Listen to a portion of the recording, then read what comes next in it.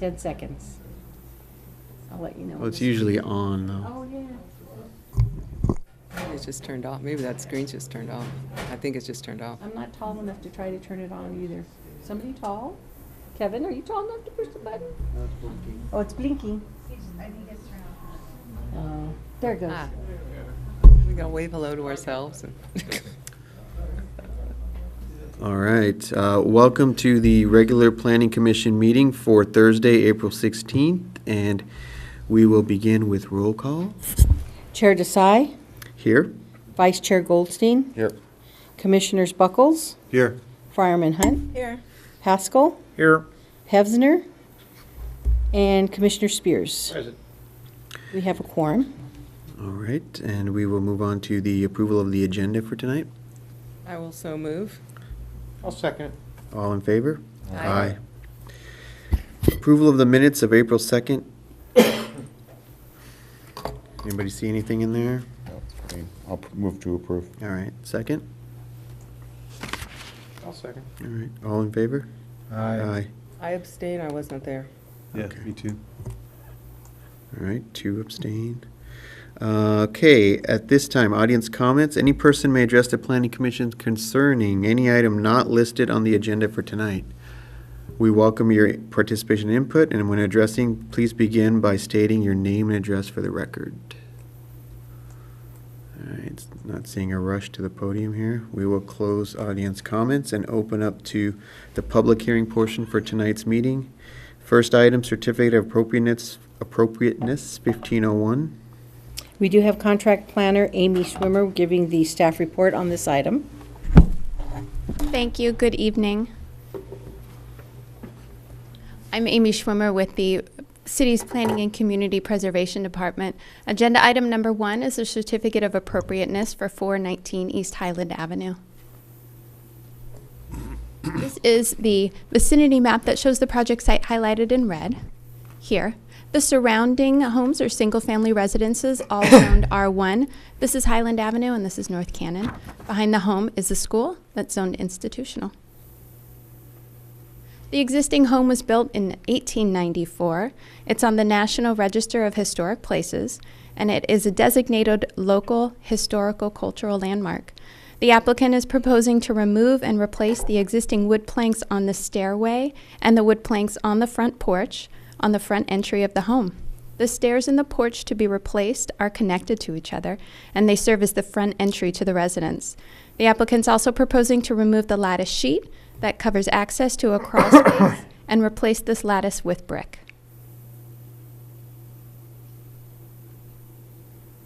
Pursuant to the City of Sierra Madre Municipal Code, all permits for alteration of historic landmarks which alter the exterior appearance as seen from public view are required to receive approval of a certificate of appropriateness from the Planning Commission. The residence is known as the J.C. Pegler House.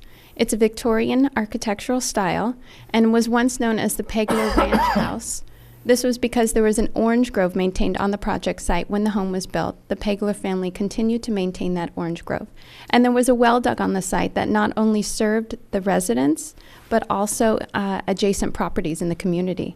In 1989, the home was listed on the National Register of Historic Places because of the architecture and because of the Pegler family's contributions to the community. In 1994, the property became a Mills Act property, and the previous owners have maintained the historic integrity of the interior and exterior of the home.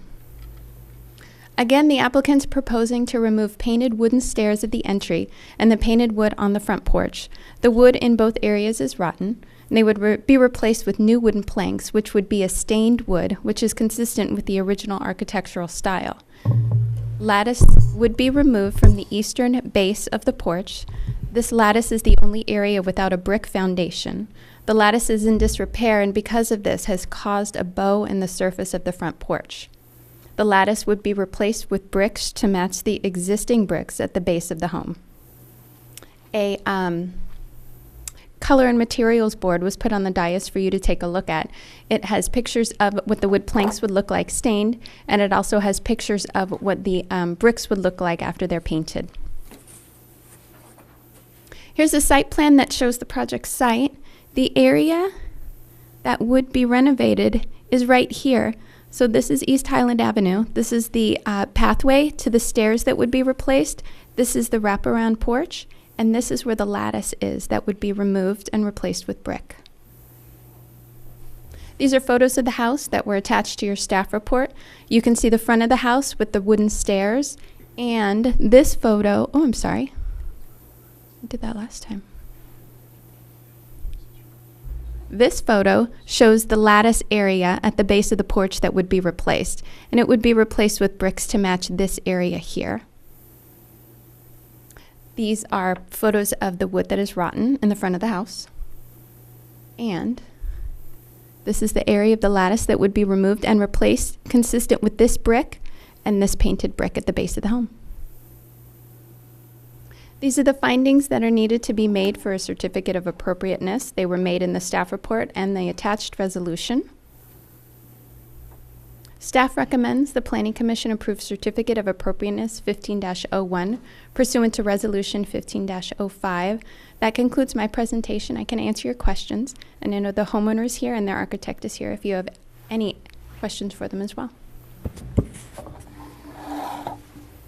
So, point of clarification, because it's not, what is happening here is not just a simple replacement, as in other words, repairing the steps, but because they're changing in color and the filling in where the lattice work is with brick is what's bringing it to the commission. Because these modifications are visible from the public view. And you're talking modifications as opposed to repairing. So if they'd done like for like, they wouldn't have had to be here. Any alteration to a designated historical cultural landmark in Sierra Madre needs to go before the Planning Commission for review. So any renovation, alteration, repair work. So any repair work. Any repair work. Interesting. I don't think this is an issue, but I just have a question of clarification, which is when changes are made to historic buildings, there's sometimes a thing about making, maybe it's just about additions so that if you add something on, you make it so you can differentiate it from the historic fabric of the building. And I'm thinking about this brick thing, which is going to be made to look the same as the rest of it. I take it that's not an issue in that context. It's not an issue because the brick would be the same size and it would be painted to match the color of the existing brick at the base of the house. I mean, the question wasn't that. The question was sometimes you're required to make it look different because it's something new. So it's not confused with the historic fabric. I think it would have to be much bigger in scale, I guess, scope. yeah. I mean, This is almost a it's just filling repair. little thing. But yeah, because this is a repair and not an addition or a renovation. Okay. I just wanted to clarify that because I didn't think it was an issue, but it could be thought of as an issue in some contexts. What kind of wood is going to replace the porch? I'm going to have the architect answer that question.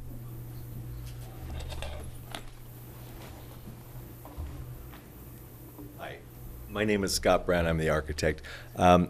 We would use either mahogany or teak, but a wood that's consistent with the period and was consistent with the original wood on the house, which was now a wood that is not, now that it's an endangered species, not available to be used. So we can't use exactly the same wood that was originally used in the 1890s. So we're going to do as close as we can. And the whole point in using a wood that's not painted, but actually just stained, is because originally when the house was constructed, it was built with a stained wood floor. It was painted in the last 30 years when damage was done to it and it was bondoed. And in order to camouflage the bondo, they painted over the surface. So what we're trying to do is actually bring it back closer to the original character of the front porch rather than the painted finish that it now has. Oh, yeah, and the interior floor just inside the threshold, is that a wood floor? Yeah, it's probably, though, a cypress, which is not a wood that's available today. Sure. And that's the problem, so we're going to try and find the wood that is as close, like I say, a teak or something that is as close to the original cypress that was originally used. Okay, and it's definitely going to be a wood, not a plastic Trex or something. No, yeah, absolutely, absolutely would. Okay. So would you're saying to tie back into original, it would have been stained rather than painted? Yes. The wood planks. Would that have been the case too for the surrounding wood guardrail on the porch, or? No, actually, the guardrail would have been painted Okay. in that era, but the deck itself and the risers would have been a stained wood because they were getting the wear and tear of people walking up and down. And the paint obviously wears off, which is part of the problem that exists today. Yeah. So, yeah, it's trying to stay more consistent. Anything that's raised above the flooring, the deck that you stand on, would have been painted originally, and that's not being altered at all. Thanks. Yeah.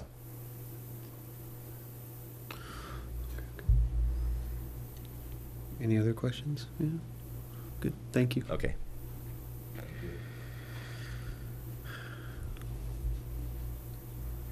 All right, typically now we'd open it up to public comment. Seeing how we have just the applicants in the audience here, I will bring it back to the commission to give their comments. I went to the house and visited. This house was on the historical home tour a number of years ago, so I've been through it. And I spoke with the applicant and looked at the porch. I think what they're doing is appropriate, and they're using the correct materials, and I can support it. As well, visited the house just from the street side or the sidewalk, and it does need repair, so I'm glad that they're willing to do that. And I like the idea of the painted brick to match the existing brick, and it'll provide better support of the porch. And I do like the idea of a stained wood, natural wood for the porch. I think that's going to look great and appropriate for the house period itself. Me too. All of the above. I don't have any concerns. I think the findings are met. My only concern visiting the property was when the house might have been last painted, the outside itself looked like it needed at least some touch-up to brighten it up a little bit. So, do you want to say something?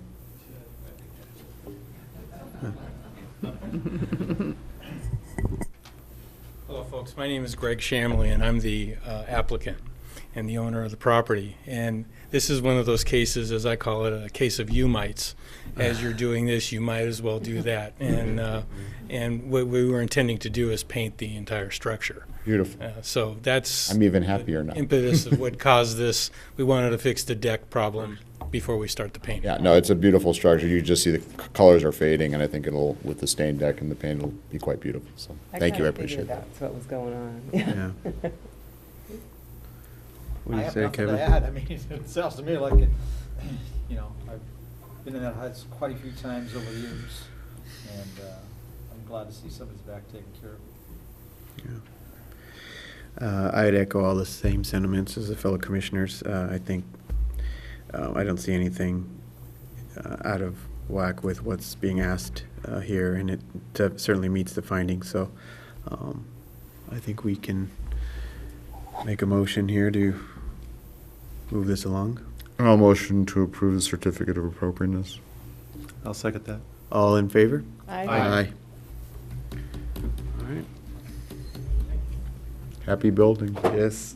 All right, that brings us to the second item on tonight's public hearing, historical cultural landmark designation for 354 North Cannon Drive.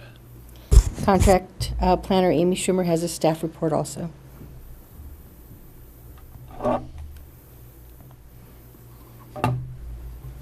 Hi, thank you. Agenda item number 2 was a request to consider a nomination as a local historical cultural landmark at 354 North Cannon Drive. Before you tonight is a request to nominate the property at 354 North Cannon Drive as a local historic cultural landmark. This hearing has been continued from the September 18th Planning Commission meeting to allow the applicant to return to you with information supporting the historic cultural designation request. The applicant has submitted a supplemental report that was attached to your staff report, and this included supplemental information on the architect and cultural site historic information. Here's the project site on the corner of Cannon and Allegria. You can see it's just under an acre in size. Typically, staff uses an aerial map to show the vicinity, but because there are so many mature trees on the project site, it was difficult to see the location of the residence and the garage from the aerial photo. So I used the assessor's map. The residence was built by Frank Stiff in 1914. The historic assessment states the residence is an excellent representation of work of architect Frank Stiff and lumber builder Harmon Clem. In 1922, Mr. Clem did major remodeling and an expansion to the home, which included adding a second story to the residence. The residence is known as the Knott Clem residence. It's an example of craftsman-style architecture. Defining features of this architectural style include strong front-facing gables sheltering a partial width front porch, porch supported by river rock piers with gable peak bracketed eaves, river rock also known as arroyo stone as a prominent design element, first floor horizontal siding with alternating 5-inch and 9-inch runs, an asymmetrical fenestration with double-hung windows with multi-pane upper sashes, and some casement windows. Here's the front of the house. You could see the partial width front porch, sheltered by the gable roof, and the river rock running along the porch and the front. Excuse me. Here's the side of the house with the river rock fireplace here, and you can see some of the multi-pane upper sashes and casement windows in these photos. The current property owners undertook the major rehabilitation of the property in about the year 2000. In accordance with the Secretary of Interior standards, elements of the residence were replaced in kind as needed. There was a second-story stucco finish that was removed by the property owner. They replaced it with wood shingles that are more of a compatible material with the historic integrity of the home. During renovation, the windows were replaced with new windows that were a compatible style with the architecture, and the fireplace was rebuilt with the river rock. It should also be noted that a picture of the interior fireplace used river rock as well. That's attached to your staff report. The physical setting has also been identified in the historic assessment as a contributing characteristic to the historic value due to the abundance of oak trees on the site, the site's prominence on a large corner lot, which represents the early development pattern in the community, and the low rock wall that's at the entry to the site. More contributing site characteristics include the ravine on the site, oak trees which were planted similar to an oak grove, and fruit trees that have been planted throughout the site. Here are the findings that were made in the staff report as well as the attached resolution. With that, staff recommends the Planning Commission adopt Resolution 1414, recommending the City Council designate 354 North Cannon as a historical, cultural, local landmark. That concludes staff's presentation. I can answer your question, and the property owner is here to answer your questions too.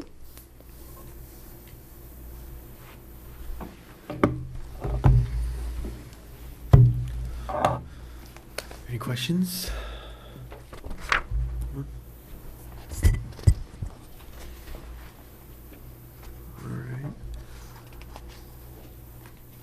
I have a question for the applicant.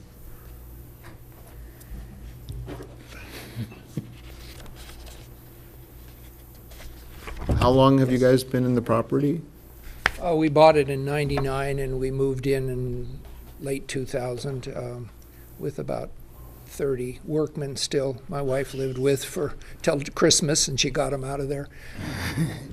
Why now? What's your driving decision between going forward with this now? Well, we'd like to protect the property as much as possible.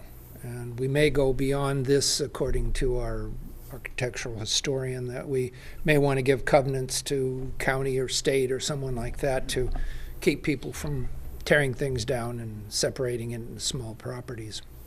So it just came to you one day, or was something you always had hoped to do, or where did the motivation come from? No, I hadn't thought much about it until my wife decided that was a good idea, and so we're going after this. We saw, I think when we first moved in, there were a number of homes that were being designated at that particular time. I wanted to get everything done before we went for that, and then had to, get approval on the color of the door and all the things we we knew we were going to keep it as true to what it was. As a structural engineer, though, I get kind of concerned about that, all that heavy weight of stucco up on top, and by putting we lined it in plywood throughout, put some extra plywood shear walls that run from the basement to the attic on the interior, and then put them back together so you wouldn't know the plywood was there. Great, thank you. That was my one concern about this building, which was that it was originally covered in stucco. And after I read the explanation of why you did it, it kind of makes sense. Because this was not the original look that the building had, Yeah. the shingles up on top. Even though it kind of looks like it might have looked like that, it didn't look like that. Yeah, we had asked around at that time to see if anyone knew whether it had originally been stucco or wood or what, and no one seemed to remember, so Seems like it. we jumped at the chance to lighten the load structurally. Because it seems like everyone thinks it was originally stucco, right? That's what the historical report said. Yeah, the report does say that, and we didn't know that until we got this report that stucco was the original lath and plaster. And the wall around the low wall around the street, is that original to the house? Yes, It is. And the street number and the, yeah. And someone ground the name off of it. I don't know if you can see in the picture, it has 354 North Yeah. Cannon, and then Yeah. there's something above, and I can't read it, and I don't know which person might have yeah. started off with The that. wall's part of it. I've always wondered what name that was. Yeah, me too. I thought that house was built for one of Nathaniel Carter's sons. There's no history of that? In here, I believe it says that they bought the property from the Carter family, but that's as much as I know on that. Oh, yeah, okay. It was Boulevard. Oh, Bovard was, oh, yeah. Boulevard Auditorium. Oh, yeah, okay, great. yeah, but he was maybe the third or fourth owner, and I think then it went to his daughter, or went to Clem's daughter. It's all in here. I haven't memorized it. Yeah. I think it's one of the best, prettiest properties in the whole city. I think it's fantastic. And Thank you. I think And the oak trees, there are 41 mature oaks on this property. As she said, you can't take a picture and find the house. Well, I guess we now know why he wants to protect the property, yeah?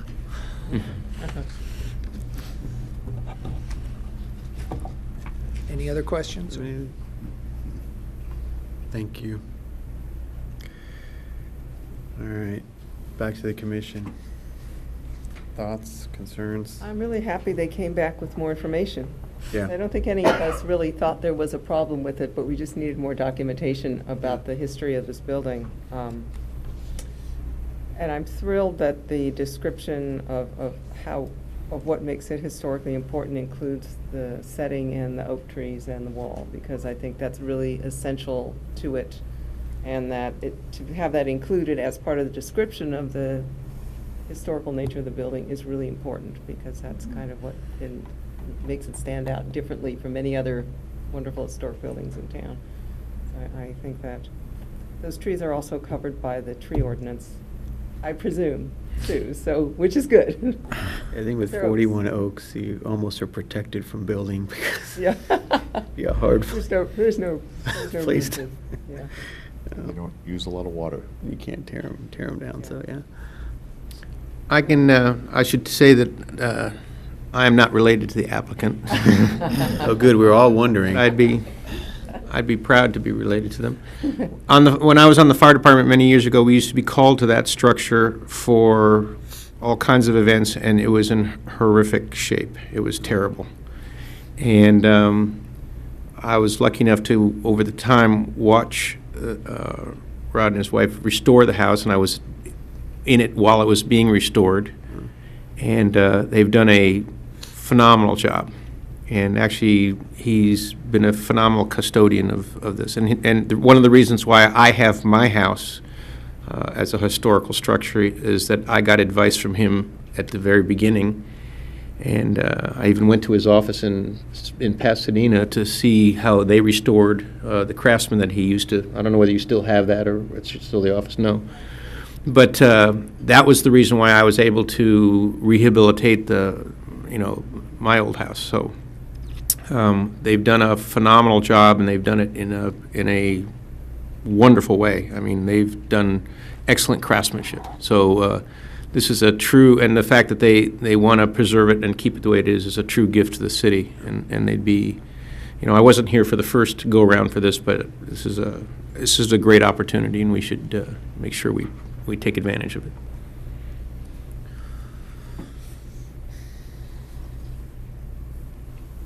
I don't have any concerns about this. The findings are met, the intentions are authentic, and I think it is a gift to the city, so thank you for doing this. Yeah, I was convinced last fall, but this is even more convincing. Yeah. Yeah, I don't think. Those are interested, there's I don't know if there knows, there's quite a bit of documentation that we were able to read through, and again, if people are interested in some of the history of the city and some of the thinking behind the architecture, it's a great document to discover, so I hope people will pull that. And does a copy of the historical part go into the city, the library historical records? I don't know, but that I could think be it's a good thing to do with these. I'm not sure, but it's something that we could definitely do. I would like to do it. I think it should, because this kind of, when someone spends the time to have historians create Document a this. history of a building and a person, it's really good for that to be available. Yeah, we've gotten a few now that sort of really illuminate. Yeah, they're like mini. Yeah, the Novels. library, Wonderful They're stories great. that They're I- they great. have quite a historical archive over there, and this is, I wouldn't be surprised if they aren't already collecting this, but we can make sure we get the ones that have been done Yeah. to the library. 'Cause I That'd be know we've great. done this. When I first started on the commission, there was a house that was owned by these women during the Depression. Does anyone remember? Were you on the commission then? Do you remember that? They had sort of operated a soup kitchen. Oh, yeah, and yeah. stuff. Yeah. And it had this marvelous story. Yeah. And I think these stories about the people and the buildings really need to be kept available. So that's the one thing I'd like to add that I'd like to see done about it. Well, we have a number of Mills Act houses, and so you would think that they would have a record of why they got onto the why they were designated, and that would include their history. Yeah, just whether that translates over to the library or not, or public access, that would be Yeah, I just think it would be nice. We can get them over. I think it's a great idea. awesome. The story of our city, huh? I would like to say this is the first time I've actually been at a commission meeting where we've had two such nice projects come before us. Usually, we'll have a good one, and the other one, it's like, oh, tooth and nails. It's like, oh. But I'm really glad to see both these tonight. I think I'm all for both of them, so. Oh, it's one of the fun things we do. Could I make a comment? We don't want to be a part of the Mills Act. That's. Well, you are now. And secondly, I'm working in the library now, so we will make sure that it's pro bono work. They're getting ready. They had 20 architects and mechanical engineers and structural people there this morning, they're going to put together proposals on how to bring the building up to ADA and mechanical, and maybe try and stiffen it up a bit here and there for structure too. Excellent. I think this is a great project. I mean, my only comment was, I know this isn't probably a litmus test for whether it should be considered a landmark designation, but when you walk onto some of these properties, like this one, you are almost transported to a different time and an era, and I think, having gone over here, I felt that immediately. So in fact, at both projects, if you just kind of look like this, you go, wow, this is how it was, and I think there's something neat about that. So I echo all the same sentiments. I think we can definitely make the findings and move on, so. I would like to make the motion to approve this. I'll second it. All in favor? Aye. All right. Thank you. You're welcome. 2 yeses in 35 minutes, wow.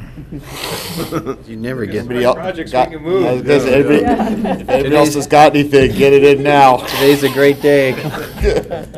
Bargain Thursday. Now we know why Elaine's here. She knew it was going to be a walk in the park.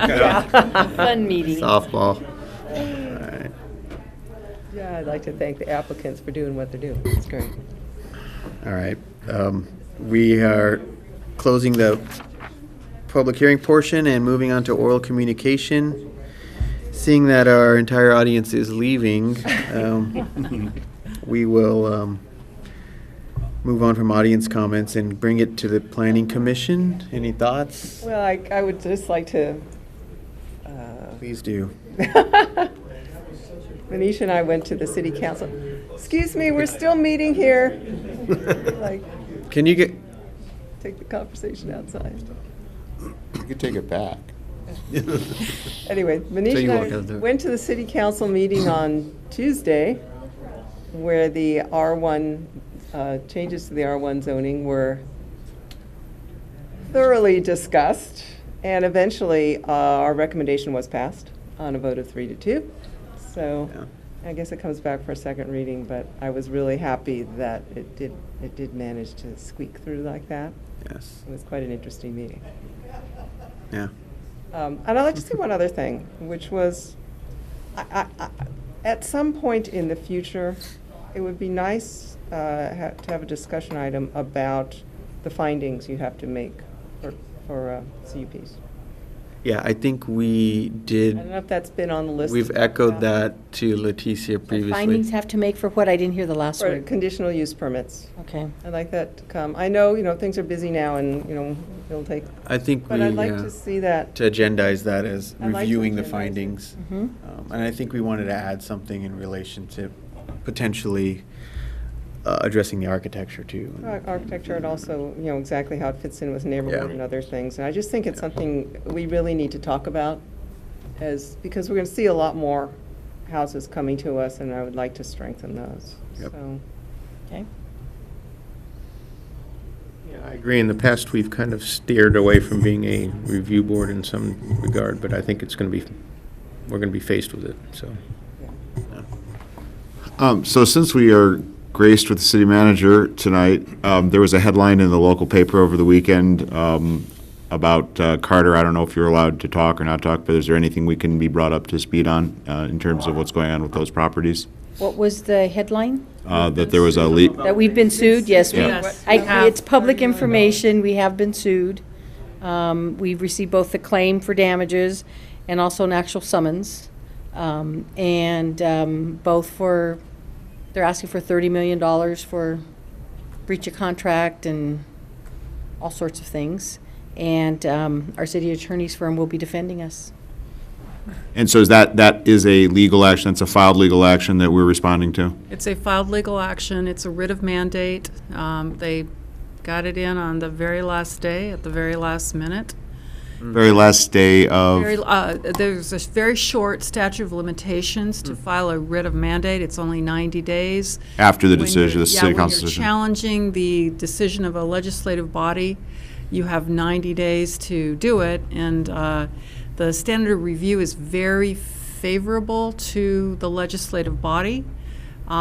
Essentially, as long as there's something in the record that justifies the decision that was made, the court is not supposed to substitute its own decision for the decision that was made by the body. But as we know, you never know what a judge will do. But So this will go in front of a judge? Yes, absolutely. In addition to the writ of mandate, they have also alleged that there's a breach of contract of the settlement agreement. So would you characterize the story that ran in the local paper as accurate? Did you have a chance to read it? If you're talking about the one that ran in the Mountain Mountain View View, News, yeah. it was almost verbatim what So you was would in there. characterize that as claim for accurate? damages, yeah. Okay. Except they kept referring to. Is that on just to 310 or is HMO it as the whole HMO. project? It's on 610. I'm sorry. Yeah, Baldwin.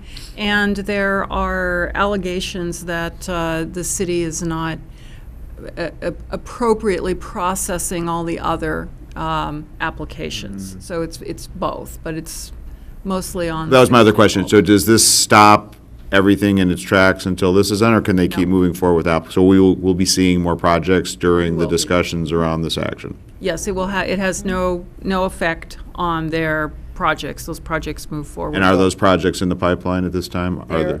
There are 20-something, 22, 23 in the pipeline, Many of which are from CETT.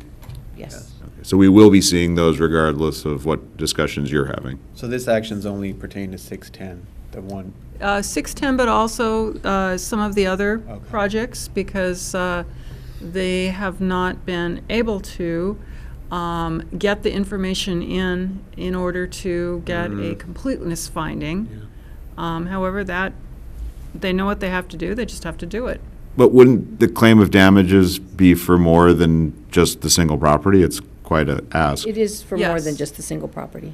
So then if that's being discussed, why would we continue to see applications while that's being They can- resolved? They can still keep processing. We are required to continue processing them, and should they want to continue processing them, we have to process them. Good. So lawsuit ostensibly, if doesn't those hold it move up. through the pipeline, that would change the perspective on what the settlement might ultimately be if there were a settlement. Because they're asking for the whole project to be considered, right? Difficult to predict. Okay, thanks. Yeah, but I mean, that would be something where we would have to do our due diligence and look at every property, right? You absolutely should do that. Nothing will do that change. anyway. Oh, As a that's planning commission, you will review every project Okay, and so it's not like apply we're gonna the have to review standards. 10 of them in a night, right? It's gonna be. No. Okay. Well, there may be several, but. there may be several on some nights, it all depends on the timing, Yeah. Well, because there I've is a been warned. limit of time. because they're there's limited the- time. Whatever The that Permit act is. Streamlining Act. Streamlining. Yeah, perfect, so we do have a time, an ultimate time frame on handling these things. Thank you. I'm glad you were here to share. Yeah. All right, how about planning and community preservation interim staff? Nothing to add. Interim staff. All righty. On May 7. 7, is there a calendar? Yeah. There's an agenda? Oh, I don't know. What's on the agenda? Do we know? I don't know what's on the May 7th. There will, agenda, we so will be having a meeting. At this point, yes. Something was moved to May 7th, because I read about it. Oh, well, we're gonna see the, Oh, the Church of Christ. historical Yeah. property. Oh, right. for sure. Okay. The church, yeah. Oh, right. All right, so on that note, we are adjourned for the evening.